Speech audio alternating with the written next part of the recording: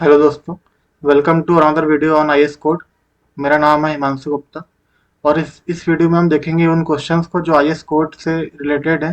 जो important provisions हैं कुछ आईएएस कोड के, उनसे रिलेटेड क्वेश्चन को हम देखेंगे और साथ में डिटेल में डिस्कस करेंगे उनके सॉल्यूशन को।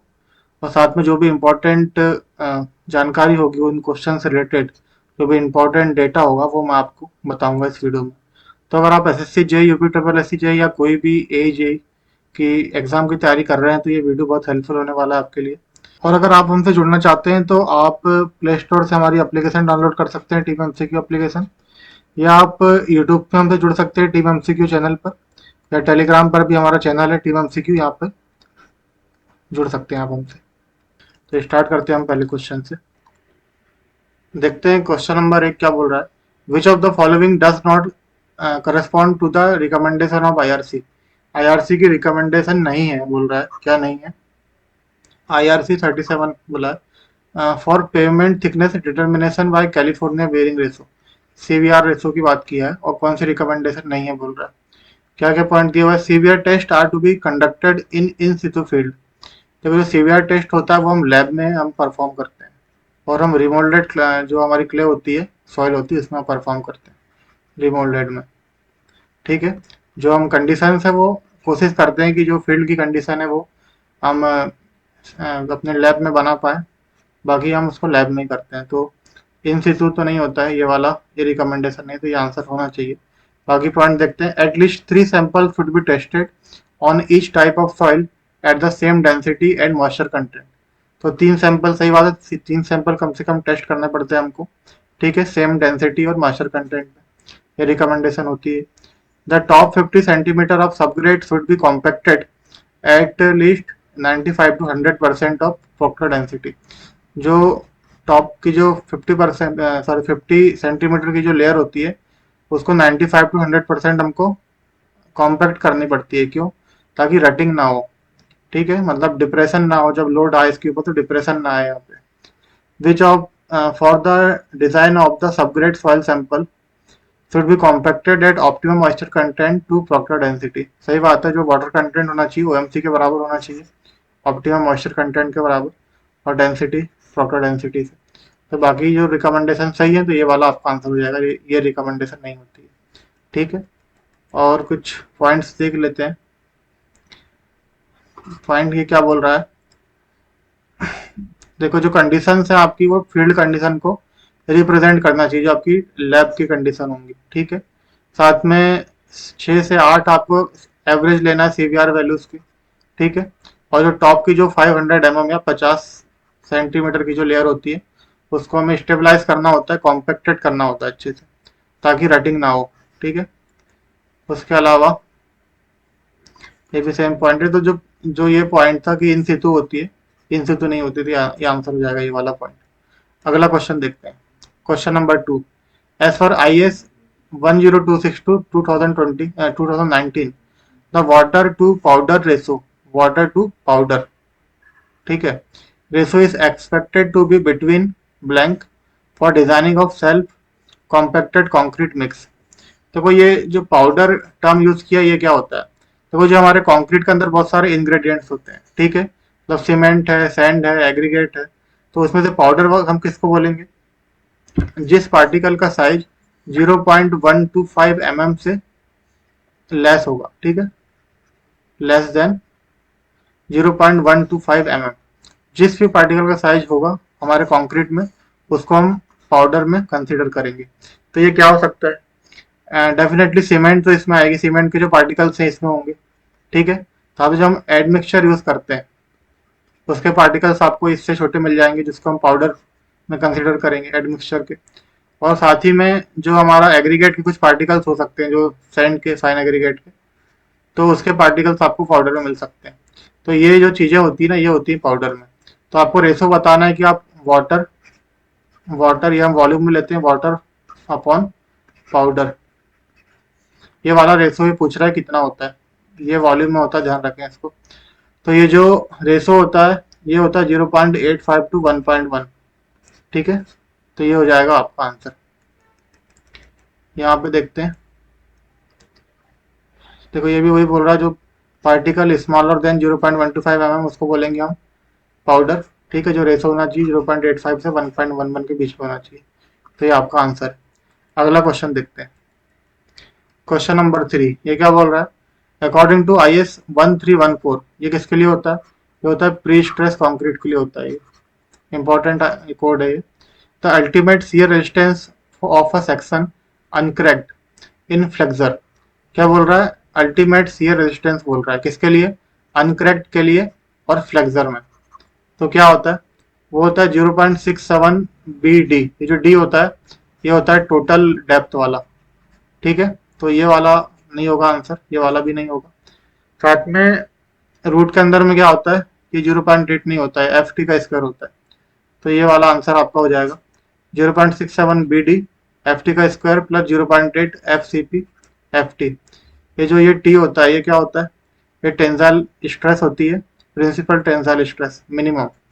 ये इसको आप 0.24 अंडर रूट FCK से भी निकाल सकते हो। ठीक है, बाकी ये कंप्रेसिव स्ट्रेस होती है, ये टेंसाइल स्ट्रेस। तो ये आपका आंसर हो जाएगा। ठीक है, देखते हैं यहाँ। तो यहाँ भी वही बताया है, ये लिखा है 0.67 FT का स्क्वायर।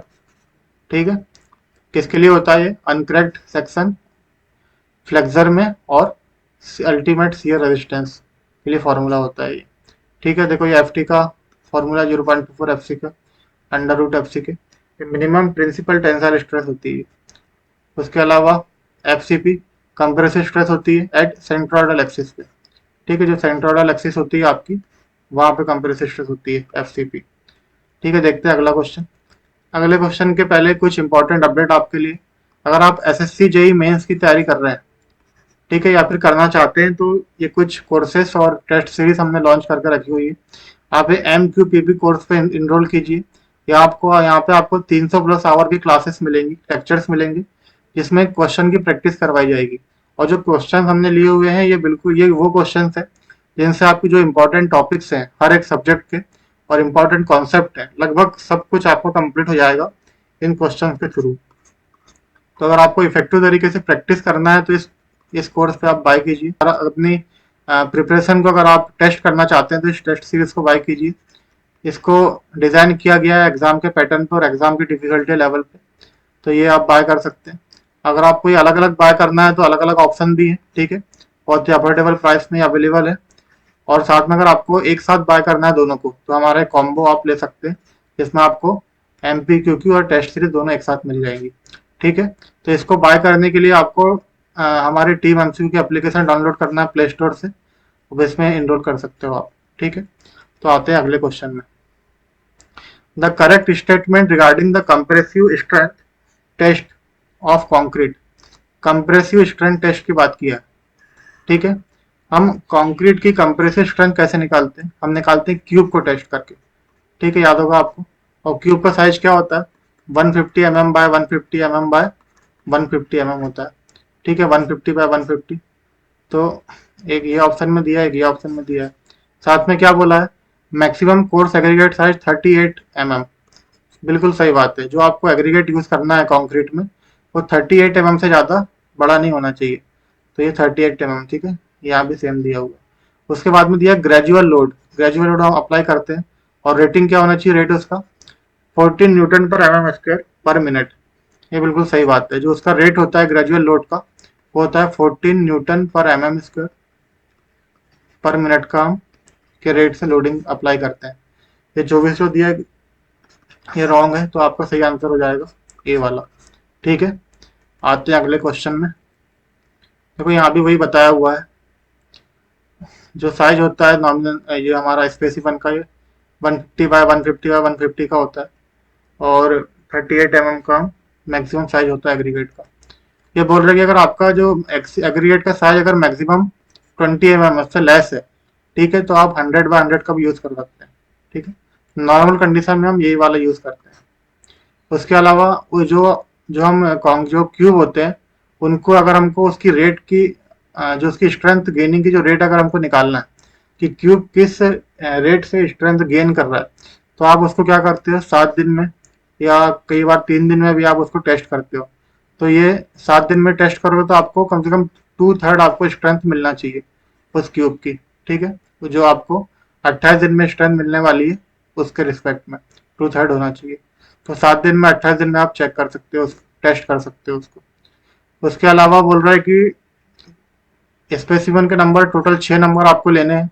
तो अगर आपको 7 दिन में 28 दिन में अगर टेस्ट करना है तो कम से कम 6 लेना पड़ेंगे। क्यों? आप 3 टेस्ट करोगे 7 दिन में और 3 टेस्ट करोगे 28 दिन में। इसके अलावा जैसे अगर आपको 3 दिन में भी करना है तो आपको भी 9 लेने पड़ेंगे। मतलब एक बार में आपको 3 क्यूब कम से कम टेस्ट करनी है, ठीक है। और ये लोडिंग का रेट दिया हुआ है 14 न्यूटन पर एमएम स्क्वायर पर मिनट, ये लोडिंग का रेट होता है। अब देखते हैं अगला question, question number 5। As per I S 10262, again ये एक बहुत इंपॉर्टेंट आई एस कोड है, इससे बहुत सारे क्वेश्चन मिलेंगे आपको एग्जाम में, ठीक है। As per I S 10262/2009, the maximum water content to be taken for concrete mix design per cubic metre of concrete, ठीक है, for nominal maximum size of 10 mm, ठीक है। उसने क्या दिया है, नॉमिनल मैक्सिमम साइज, ये साइज, ये एग्रीगेट का साइज है, ये उसने एग्रीगेट का साइज दिया है 10 mm, ठीक है। और 10 mm के लिए पूछ रहा है कि पर क्यूबिक मीटर में हमको कितना मैक्सिमम वाटर कंटेंट आपको यूज करना है लीटर्स में।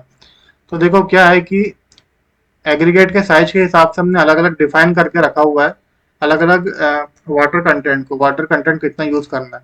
जैसे मान लो कि एग्रीगेट है, ठीक है, ये इसका कोई साइज है, हमने इसको 20 से हमने ब्रेक कर दिया, इसका साइज हमने छोटा कर दिया, इसके 2 साइज के बना दिया हमने।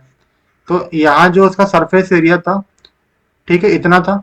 और यहाँ जो सरफेस एरिया है ना, ये जो आपने जो ब्रेक करके नया सरफेस बनाया है, ये सरफेस एरिया और ऐड हो जाता है। मतलब जैसे जैसे साइज छोटा होता है, एग्रीगेट का साइज अगर छोटा होगा तो आपका सरफेस एरिया जो है, स्पेसिफिक सरफेस एरिया, वो इंक्रीज होगा।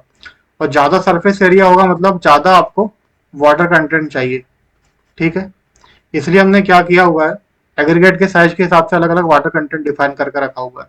तो 10 mm के लिए क्या होता है, 10 mm के लिए होता है 208 लीटर पर एम क्यूब, और 20 mm के लिए होता है 186 लीटर पर एम क्यूब, ठीक है। और साथ में 40 mm, उसके लिए होता है 165 लीटर पर एम क्यूब, ठीक है।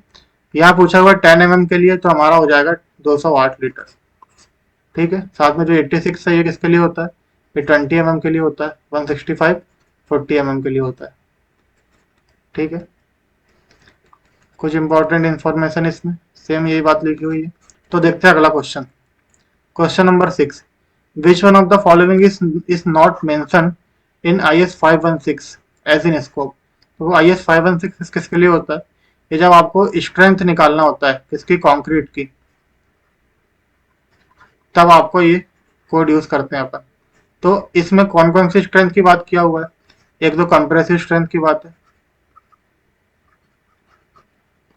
कंप्रेसिव स्ट्रेंथ इसमें मेंशन है। साथ में सेकंड है फ्लेक्सर स्ट्रेंथ, फ्लेक्सर मतलब बेंडिंग में। उसके अलावा आपको इसमें मॉडुलस ऑफ इलास्टिसिटी ये भी मेंशन है, मॉडुलस ऑफ इलास्टिसिटी। तो ये जो क्वेश्चन पूछ रहा है कि क्या मेंशन नहीं है, तो टेंसाइल स्ट्रेंथ ये मेंशन नहीं होता, तो ये आपका आंसर हो जाएगा। बाकी फ्लेक्सर भी मेंशन होता है, ये भी मेंशन होता है, कंप्रेसिव भी, और मॉडुलस ऑफ इलास्टिसिटी भी, ठीक है। तो आपका आंसर हो जाएगा पहला वाला टेंसाइल। आगे देखते हैं अगला question, question number 7। At the time of initial tensioning, initial tensioning मतलब ये प्री स्ट्रेस कंक्रीट की बात है, the maximum tensile stress FPI immediately behind the anchorage, ठीक है, सेल नॉट एक्सीड। जो मैक्सिमम टेंसाइल स्ट्रेस है वो एक्सीड नहीं करना चाहिए, किसके लिए, of the ultimate tensile strength, ultimate tensile strength से एक्सीड नहीं करना चाहिए, of the wire of bar. तो ये क्या बोल रहा है, जो PSC हमारा जो प्री स्ट्रेस मेंबर होता है, ये कोई मान लो प्री स्ट्रेस मेंबर है, ठीक है, इसमें एक हम टेंशन के लिए हम इसमें वायर यूज करते हैं। तो इस वायर की जो मैक्सिमम टेंसाइल स्ट्रेस इसमें आने वाली है वो एक्सीड नहीं करना चाहिए अल्टीमेट टेंसाइल स्ट्रेंथ से। तो वही पूछ रहा है कि कितने परसेंट तक वो होना चाहिए, तो वो 80% उसकी लिमिट होती है कि जो उसकी स्ट्रेस है वो अल्टीमेट टेंसाइल स्ट्रेंथ की 80% तक होना चाहिए, उससे ज़्यादा एक्सीड नहीं करना चाहिए। तो जो हमारा ऑप्शन है ये 87 तो नहीं हो सकता, यहाँ पे एक्सीड किया गया, तो जो इससे नियरेस्ट ऑप्शन है ये 76 है। तो ये आपका आंसर हो जाएगा यहाँ पे। ठीक है, देखो IS 1343 यूज होता है प्री स्ट्रेस के लिए। ये बोल रहा है कि जो एंकरेज है, जो स्ट्रेस होती है टेंसाइल स्ट्रेस, वो नॉट एक्सीड 80%। ठीक है, तो जो हमारा ऑप्शन है 76 वाला सही हो जाएगा। अगला क्वेश्चन देखते हैं। क्वेश्चन नंबर 8 क्या बोल रहा है।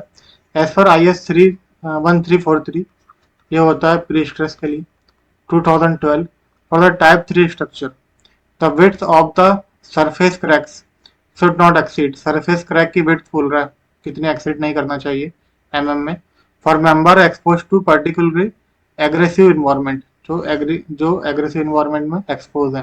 ठीक है, और बोल रहा है not exceed for all other member, दोनों के लिए बोल रहा है कि एग्रेसिव इन्वायरमेंट के लिए क्रैक्स की क्या लिमिट होना चाहिए, और जो ऑल अदर मेंबर है उनके लिए क्रैक्स की क्या लिमिट होना चाहिए पूछ रहा है। मेन चीज यहाँ पे इसने टाइप 3 स्ट्रक्चर की बात की है। तो टाइप 3 स्ट्रक्चर क्या है, देखो पहले एक बेसिक कॉन्सेप्ट समझते हैं हम किसका, प्री स्ट्रेसिंग का। प्री स्ट्रेसिंग क्यों करते हैं हम, देखो कोई अगर एक ये बीम है जिसमें हम ऐसा कुछ लोड आने वाला है, इसके कारण क्या होगा, बेंडिंग होगी, और बेंडिंग होगी तो कुछ इस तरीके से बेंड होगा बीम, और जब ऐसे बेंड होगा तो बॉटम में क्या आएगा, बॉटम में आएगा टेंशन, और यहाँ पे आएगा कंप्रेशन। तो हम नहीं चाहते कि इतना ज्यादा टेंशन हमारे बीम में आए, क्योंकि कंक्रीट टेंशन में वीक होता है। इसके लिए हम क्या करते हैं, इस टेंशन को कम करने के लिए हम पहले से यहाँ पे कंप्रेशन लगा के रखते हैं। ठीक है, आपने बीम में पहले से ही कुछ कंप्रेशन लगा के रखा यहाँ पे, तो ऑलरेडी बीम कंप्रेशन में है। उसके बाद में जब टेंशन आएगा तो उतना ज्यादा टेंशन नहीं आ पाएगा, तो जो कंप्रेशन है उसको काउंटर करेगा। ठीक है, तो उसी के बेसिस पे कुछ ये हमने अलग अलग टाइप्स यहाँ पे डिफाइन करके रखे हैं, उसको देखते हैं पहले क्या होते हैं ये। देखो टाइप 1 में क्या है, no tensile stress is allowed. देखो जैसे मैं बता था कि हम टेंशन को आने नहीं देते, जो टाइप 1 होगा उसमें टेंशन हमारे बीम में कहीं भी नहीं आएगा, टॉप में भी कंप्रेशन आएगा, बॉटम में भी कंप्रेशन आएगा। ठीक है, full section is under compression, ये होता है टाइप 1। मतलब टाइप 1 में नो टेंशन, ओनली कंप्रेशन। ठीक है, अब टाइप 2 की बात करते हैं। टाइप 2 क्या होता है, टेंसाइल स्ट्रेस इज लिमिटेड, मतलब हम टेंसाइल स्ट्रेस को अलाउ करेंगे लेकिन एक लिमिटेड, कितना लिमिट होगा कि कोई भी क्रैक हमको ना दिखे, कोई भी क्रैक ना आए कंक्रीट में। ठीक है, बिना क्रैकिंग के टेंसाइल स्ट्रेस वहां पे अलाउ होगी, ये हो जाएगा टाइप 2। टाइप 3 क्या होता है, टाइप 3 में हम टेंशन को तो अलाउ करते ही हैं, साथ में हम क्रैकिंग को भी अलाउ करते हैं। कितनी क्रैकिंग को, एक लिमिट में। Crack width is crack width is with in allowable limit, एक अलाउएबल लिमिट में हम क्या करते हैं, क्रैक को अलाउ करते हैं। तो इस क्वेश्चन में उसने वही पूछा है कि जो टाइप 3 है, ये जो हमारा मेंबर है, इसमें क्रैक की कितनी लिमिट होना चाहिए। ठीक है, तो दो कंडीशन में पूछा है, एक तो है अग्रेसिव कंडीशन जिसको हम बोलते हैं सीवियर कंडीशन। ठीक है, और दूसरा है नॉर्मल कंडीशन, मतलब ऑल अदर मेंबर के लिए, अदर के लिए। तो सीवियर के लिए होता है 0.1 mm, इसकी लिमिट होती है क्रैक की, क्रैक विड्थ की, और ऑल अदर मेंबर के लिए होती है 0.2 mm। ठीक है, सीवियर ज्यादा डेंजर होता है इसलिए यहाँ पे कम अलाउ करते हैं। इसका जो आंसर हो जाएगा ये हो जाएगा 0.1 एंड 0.2, ये इसका आंसर हो जाएगा। ठीक है, समझ में आ गया होगा सब चीज इसमें। अब देखते हैं अगला क्वेश्चन, वही चीजें लिखी हुई यहाँ पे। अगला क्वेश्चन है question number 9। According to IS 10262, again ये किसके लिए होता है, ये डिजाइन जो मिक्स डिजाइन करते हैं उसके लिए होता है। Concrete mix proportioning, what is the water cementitious material ratio. क्या बोल रहा है ये, वाटर और सीमेंटिशियस मटेरियल का रेशो। तो सीमेंटिशियस मटेरियल क्या होता है पहले वो देखते हैं। देखो हमारे कंक्रीट के अंदर में, कंक्रीट में जो भी इंग्रेडिएंट्स होते हैं उसमें जिसमें भी सीमेंटिंग प्रॉपर्टी होती है वो सभी आते हैं सीमेंटिशियस मटेरियल में। मतलब क्या क्या हो सकता है, एक तो ऑलरेडी सीमेंट तो है ही। ठीक है, उसके बाद में फ्लाई एश होता है, जो हम अपने सीमेंट में हम मिलाते हैं फ्लाई एश को, तो ये भी एक सीमेंटिशियस मटेरियल है। ठीक है, उसके अलावा कोई अदर मटेरियल हो सकते हैं जो सीमेंटिशियस प्रॉपर्टी रखते हो। ठीक है, तो जो भी इसमें आएगा सबको हम लेंगे इसमें। तो इसका रेशो पूछ रहा है क्या होता है, तो इसका रेशो होता है, ये हम दोनों मास में लेते हैं एक्चुअली, मास ऑफ वाटर और मास ऑफ सीमेंटिशियस मटेरियल। ठीक है, तो मास में लेते हैं, तो वॉल्यूम वाला तो ऑप्शन गलत है।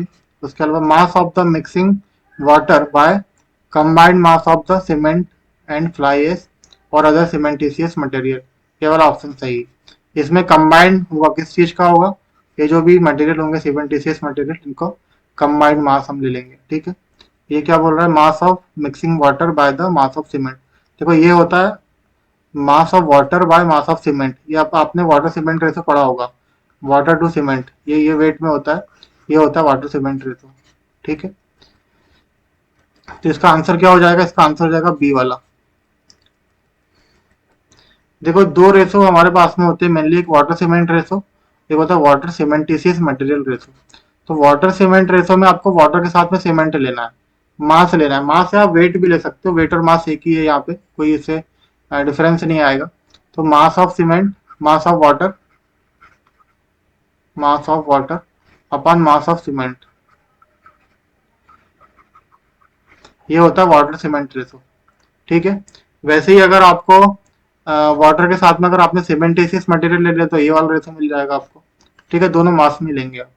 देखते हैं अगला क्वेश्चन, क्वेश्चन नंबर 10, एज पर IS 10262 again same, which one of the following data is not required to mix proportioning, ठीक है, of a particular grade of concrete। वो बोल रहा है कि आपको किसी ग्रेड के लिए प्रपोर्शनिंग अगर आपको डिजाइन करनी है तो कौन सा डेटा रिक्वायर्ड नहीं होता है, ये पूछ रहा है। तो जो जो रिक्वायर्ड होता है वो हम देखते हैं पहले। तो क्या क्या डेटा आपके पास में होना चाहिए अगर आपको एक प्रपोर्शन बनाना है किसी किसी ग्रेड ऑफ कंक्रीट के लिए। तो ग्रेड ऑफ, आपको ग्रेड तो मालूम ही होना चाहिए किसका कौन सा ग्रेड आपको बनाना है। उसके अलावा टाइप ऑफ सीमेंट आपको मालूम होना चाहिए, maximum nominal size of aggregate. थोड़ी देर पहले हमने डिस्कस किया था कि साइज मैक्सिमम जो एग्रीगेट का साइज होता है इस पे आपका वाटर कंटेंट डिपेंड करता है, ठीक है। तो जो मैक्सिमम साइज है आपका नॉमिनल एग्रीगेट का, नॉमिनल साइज ऑफ एग्रीगेट आपको पता होना चाहिए, मैक्सिमम पता होना चाहिए, मिनिमम की बात नहीं है यहाँ पे।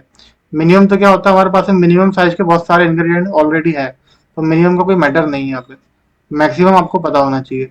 उसके बाद है मिनिमम सीमेंट सीमेंटिशियस मटेरियल कंटेंट, ये पता होना चाहिए आपको। वर्केबिलिटी पता होना चाहिए कितनी आपको चाहिए, ट्रांसपोर्टेशन टाइम कितना दूर भेजना है ये पता होना चाहिए आपको, इसके हिसाब से सेटिंग टाइम आप सेट करोगे। मेथड ऑफ प्लेसिंग, उसके बाद है डिग्री ऑफ साइट कंट्रोल, ठीक है, आप मतलब किस स्टैंडर्ड्स में आप काम कर रहे हैं साइट पे वो आपको पता होना चाहिए। टाइप ऑफ कोर्स एग्रीगेट किस टाइप का है, एंगुलर है ये, ठीक है। उसके बाद में टाइप ऑफ फाइन एग्रीगेट, ये सब आपको पता होना चाहिए। इन सब चीज़ों जब आपको डेटा आपके पास होगा तब आप इसका प्रपोर्शनिंग करेंगे, ठीक है। तो ये क्वेश्चन में पूछा था कि क्या डेटा नहीं होना चाहिए, नॉट रिक्वायर्ड बोल रहा है। तो डिग्री ऑफ साइट कंट्रोल ये होना चाहिए, टाइप ऑफ सीमेंट ये भी होना चाहिए, मिनिमम साइज ऑफ एग्रीगेट। देखो मैक्सिमम की जरूरत होती है आपको, मिनिमम की जरूरत नहीं होती है, तो ये आपका आंसर हो जाएगा, ठीक है, दिस इज द आंसर। और ट्रांसपोर्टेशन टाइम ये भी आपको पता होना चाहिए, ठीक है, ओके। तो अभी हमने डिस्कस किया कुछ क्वेश्चन को जो बेस्ड थे IS कोड पे, ठीक है। आगे भी ऐसी वीडियोस आते रहेंगी जिसमें हम और अच्छे क्वेश्चंस और अच्छे कॉन्सेप्ट को डिस्कस करने वाले हैं वीडियोस में, ठीक है। तो और आपको अगर अपनी तैयारी को और अच्छे से इफेक्टिव तरीके से आगे बढ़ाना है तो आप ज्वाइन करो इन कोर्सेज को और सिलेक्शन के चांसेस को मैक्सिमम करो इन कोर्सेज के साथ। तो मिलते हैं अगली वीडियो में, तब तक के लिए टेक केयर।